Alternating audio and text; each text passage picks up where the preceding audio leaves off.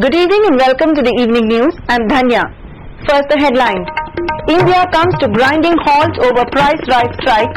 Bandh impacts Manipur, and Senapati Tamenglong fishermen get financial aid.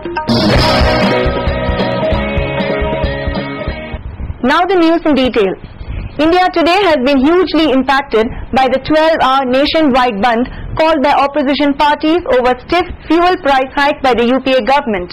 Several trains, buses and flights have been cancelled across the nation, affecting thousands of commuters, even as shops, schools, colleges, cinema houses down shutters. The impact of the bandh is being felt across the nation, even as police clash with bandh supporters at several places. Bandh supporters also vandalized buses and burnt tires on the streets. According to reports culled from national media, Mumbai has been hit the hardest. Streets in Mumbai are deserted and all flights in and out of the city have been cancelled. In Kolkata, private airlines have cancelled all flights before 6 p.m, though Air India is reported to continue service as usual.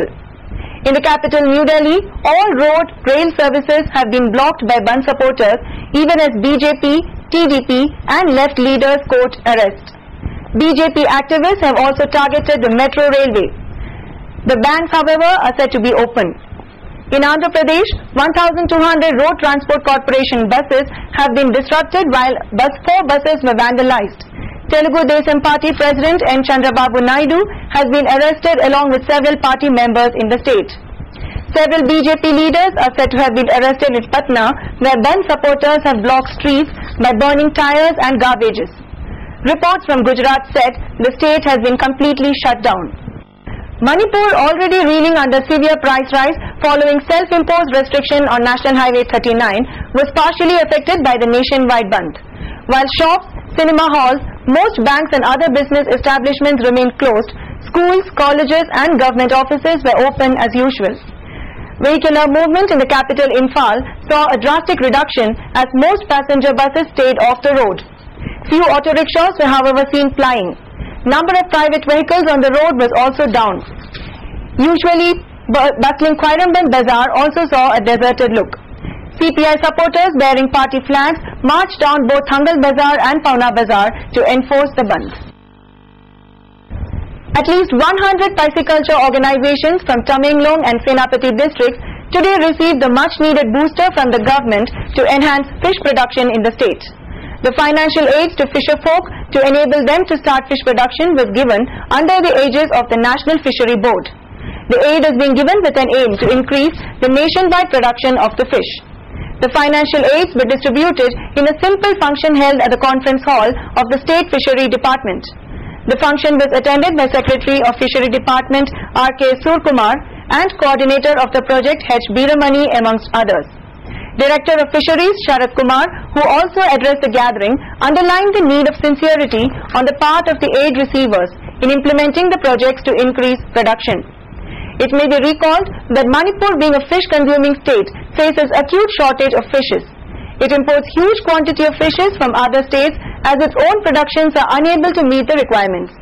The imports from states like Assam, West Bengal and Andhra Pradesh peak at times of festivals like Ningol Chakauba and during marriage seasons.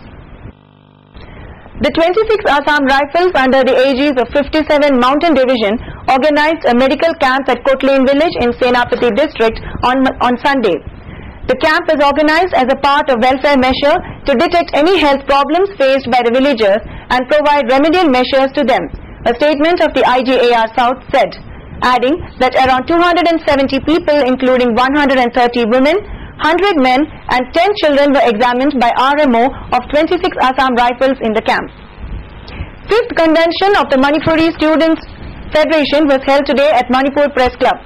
Newly elected President of the student body L. Ibomcha and Secretary Muhammad Abbas Shah along with 12 other office bearers for the year 2010 to 2012 of the Federation were taken oath on the occasion.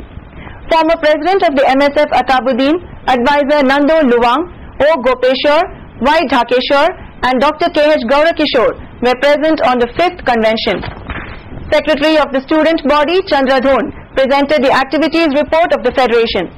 Assistant Professor of the Economic Department, who spoke on the occasion, appealed to civic society or student body to go along with the